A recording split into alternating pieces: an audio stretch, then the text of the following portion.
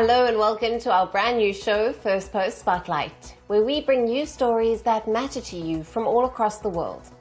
From breaking news to the day's biggest controversies, we shed light on issues that shape our world. I'm Alison LaGrange, live from Durban, South Africa. Let's begin with the top headlines. The US says Ukraine has agreed to a critical minerals deal for its wartime aid, which could be signed on Friday when Zelensky meets Donald Trump at the White House. Iran condemns the latest sanction on its oil sector by the Trump administration, calling it a clear sign of hostility. Thousands of Israelis joined the funeral procession of the Bibas family. The two siblings and their mother were killed after being taken hostage by Hamas in October of 2023. Taiwan dispatches forces after China deploys 32 aircraft for live fire exercises. The Chinese jets are deployed 74 kilometers off the island's south. And a court in Tunisia sentences 8 to death over the 2013 assassination of the leftist opposition leader Mohamed Brahmi, who was shot 14 times by 2 assailants.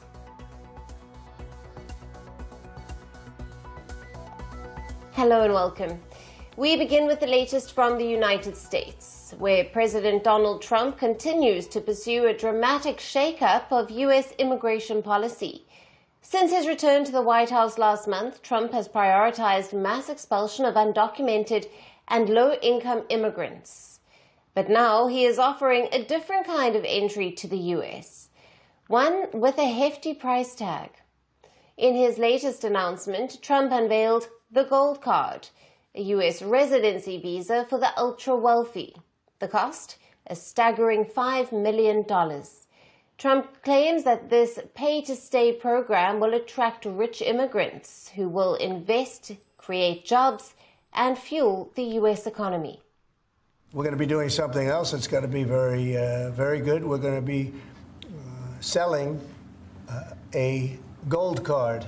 You have a green card. This is a gold card. We're going to be putting a price on that card of about $5 million, and that's going to give you green card privileges plus. It's going to be a route to citizenship, and wealthy people will be coming into our country by buying this card. They'll be wealthy, and they'll be successful, and they'll be spending a lot of money and paying a lot of taxes and employing a lot of people. Trump claims the Gold Card program would be a moneymaker for the government. The U.S. president even hypothesized that the U.S. would generate up to $50 trillion by selling as many as 10 million gold cards. And if you add up the numbers, they're pretty good. As an example, 1 million cards would be worth $5 trillion. $5 trillion. Wow. And if you sell 10 million of the cards, that's a total of $50 trillion. Well, we have 35 trillion in debt. That'd be nice. So we'll see. But it could be great. Maybe it will be fantastic. We have it all worked out from the legal standpoint.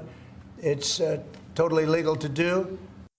Trump's Gold Card residency program is being launched amid Washington's growing geoeconomic ties with Moscow. Asked if the Russian oligarchs will be eligible for the American Gold Card, the U.S. president said that is possible. Now, the U.S. Commerce Secretary insists that the Gold Card applicants will face strict vetting, but security concerns remain. Hey, I know some Russian oligarchs that are very nice people. It's possible. They're not quite as wealthy as they used to be. They're not as wealthy as they used to be. I think they can afford $5 million, and they'll be able to work and provide jobs and build companies and pay taxes. The Trump administration has said that Gold Card residency system would replace an existing immigrant investor program called the EB-5. The program was launched in 1990 to channel foreign investment into economically weak U.S. localities and to create jobs. It offers green cards to immigrants who invest at least $900,000 into qualified U.S. projects and create at least 10 jobs. Spouses of such investors and their children under 21 also get green cards. Now, under this, each country gets no more than 7% of the program's 10,000 annual visa quota. But the limited quota means that long backlogs for countries with large number of applicants, especially the ones from China and India. In recent years, the EB-5 program has also been plagued by cases of fraud and wrongdoings, the most notable of which was a case involving a real estate firm run by the family of Trump's son-in-law, Jared Kushner. The company had faced scrutiny during Trump's first presidential term for allegedly helping wealthy Chinese immigrants get permanent U.S. residency. The row had forced Jared Kushner to resign from the company in 2017, a major moment of embarrassment for the Trump family. Now, the Trump administration says the gold card will replace the controversial EB-5 program, but can Trump legally scrap an existing green card system without the Congress? Is a new immigration showdown brewing in Washington's Capitol Hill. And shifting focus to Vietnam, once a clear winner in the US-China trade war, Vietnam has been a magnet for global manufacturers, with tech giants like Apple and Huawei moving production from China to its shores. But now the tide may be turning. US President Donald Trump's potential tariffs threaten to upend Vietnam's years of hard-won economic gains. In the latest, reports say that to avoid Trump's trade war with Beijing, Chinese companies are fueling almost 1 in 3 new investments in Vietnam. Now, the shift appears set to increase Vietnam's vulnerability as the next target of Trump's tariff wars, especially as the Chinese investors pour money and resources into Southeast Asian economic hotspot. Chinese companies accounted for 28% of the new projects in Vietnam in 2024, up from 22% in the year 2023. And there is another layer to this economic shift. Chinese exporters are rerouting their shipments through Vietnam, using it as a backdoor to obtain a new certificate of origin, a tactic widely condemned as illegal. Now, Hanoi says it has increased its due diligence on Chinese products and investments to avoid potential U.S. tariffs. But despite the promise to push back what is essentially an illegal Chinese investment practice, Vietnam remains highly exposed to Trump's threats of reciprocal tariffs. Trump's threat to levy 25% tariffs on steel imports could also hit Vietnam, which is America's 5th biggest supplier of the metal. At the same time, Trump's tariffs have targeted countries with big trade surpluses with the U.S., and here Vietnam stands on slippery ground. Its trade surplus with the U.S. reached a record $123.5 billion last year, the 3rd largest after China and Mexico. Now, if Trump's tariffs go into effect, Vietnam's economic boom could face a major setback, threatening investments and stalling one of the world's fastest-growing economies. Vietnam's rise since the 2010s has been a blueprint for economic success in the developing world. But as Trump's trade policies return to the global stage, can Vietnam hold its ground? And for our next story, we look at the West Asian nation of Syria. Israeli warplanes carried out airstrikes targeting Syrian military sites near the capital Damascus and in the country's south. One major strike hit the Al-Qiswa, a town south of the Syrian capital. It is known for housing weapons depot and military sites, and another strike was in the country's southern province named Daraa. Both areas have been key military zones where armed groups and Syrian forces previously operated for years. Now, according to a war monitor, at least 2 people were killed. In its official statement, the Israeli Defense Forces said that these operations aim to prevent any threat to the citizens of Israel. Meanwhile, Defense Minister Israel Katz made it clear that Israel won't tolerate growing military threats near its borders. He stated that the IDF will not allow southern Syria to become southern Lebanon. It was a direct comparison to the situation along Israel's northern borders. For several years, the Hezbollah group, an Iran-backed proxy group, has built its presence in South Lebanon. It has launched attacks on Israel and stockpiled advanced weapons. Israel sees a similar threat emerging in Syria, where the current president, or the de facto leader, Mohammed al-Jalani, is also the leader of the rebel group Hayat Tahrir al-Sham, or the HTS. Now, Israel believes that Syria's new regime could turn southern Syria into another hostile front. Prime Minister Benjamin Netanyahu is pushing to demilitarize it. In December, the HTS toppled then-President Bashar al-Assad. The group launched a surprise assault on Damascus, and Assad fled the country as key military units collapsed and surrendered. This created a power vacuum in the country. Now, Israel has since moved into the United Nations designated buffer zone, which is a demilitarized strip of land along the Israel-Syria border. It was meant to separate Israeli and Syrian forces with the UN's peacekeeping forces stationed there. This effectively put Israel in control of the land that was supposed to be neutral. The strikes came as Syria's new leaders wrapped up a national dialogue summit. It was aimed at outlining the country's roadmap in the days ahead. Hundreds of Syrians met at the presidential palace in Damascus for the event. They condemned Israel's action at the end of the session. The condemnation of Israeli incursion into Syrian territories as it is a big violation of Syria's sovereignty and calling for its immediate and unconditional withdrawal.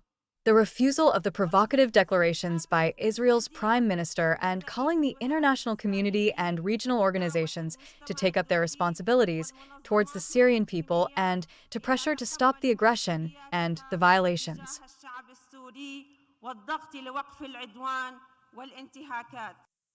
The United Nations has also rejected the presence of Israel's incursion, but Prime Minister Benjamin Netanyahu remains undaunted.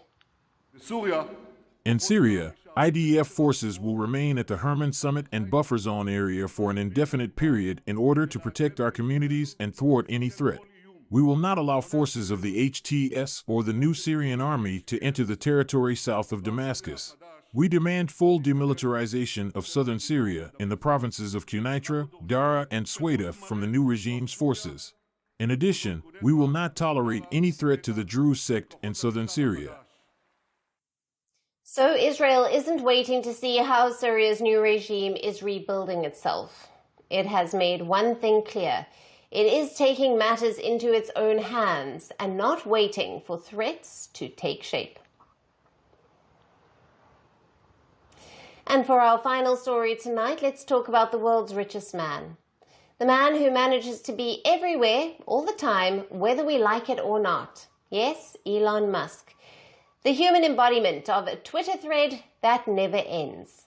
He might be the wealthiest person on earth, but to thousands of Canadians, he is now an overstayed guest who was never actually invited. Thousands have signed a petition demanding his citizenship be revoked. Over 280,000 have signed this document against Musk. Now, they are asking the outgoing Prime Minister, Justin Trudeau, to cancel his Canadian citizenship. According to them, Musk's actions are harmful to Canada's interests, and they rather not have someone like that as their fellow citizen. Now, the petition was started by a resident of the British Columbia named Qualia Reid. It claims that Musk is working against Canada by aligning with a foreign government. The petition also accuses Musk of meddling in Canadian politics. It also claims that Musk uses his billionaire status to influence elections. To be specific, they are worried about him siding with Donald Trump. Since the US president's return to power, Elon Musk has taken a part in US policy shaping in several areas. From heading the Department of Government Efficiency, or DOGE, to restructuring federal agencies, he has played the role of a crucial advisor to the Republican leader. Musk has also backed Trump's hardline immigration policies, and that is what's angering Canadians. In a classic Musk way, he replied to the petition and posted on X, "Canada is not a real country. Even though the petition is getting massive attention, it is highly unlikely that it will cause legal trouble for the billionaire. Mostly, it is performative and will not lead to the revocation of his citizenship. Now, this ugly spat comes at a time when relations between Canada and the US have fallen apart. Musk has been on Trump's side and has supported his stance on tariffs. He backed the 25% tariff on Canadian imports, which led to a retaliatory response as well.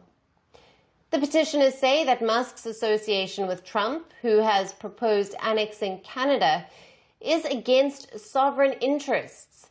Now, the fallout from this fuss has spilled beyond the government corridors.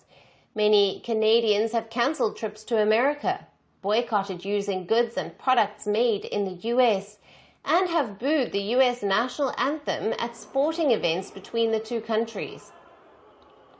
Now, Musk holds the passport of 3 countries. First is South Africa, which is where he was born. From there, he migrated to Canada and obtained one through his mother. And Musk then moved to the US and was granted citizenship in 2002. But revoking someone's citizenship is not exactly easy. In Canada, the government can only take away someone's citizenship if they have lied or hidden important details when applying for it. Since there is no evidence that he misled authorities, it is almost impossible for Canada to strip him of his citizenship. The petition is open until June the 20th, so there is time for more Canadians to decide if they have had enough. Whether Musk cares is another story. In all probability, he might be busy with his plans of colonizing Mars. And that's all we have for you on the show for today. We will see you again at the same time tomorrow. Thank you for watching. Stay tuned to First Post. From breaking news to the day's biggest controversies, shedding light on the world's top headlines, detailed analysis on the stories that matter the most to you.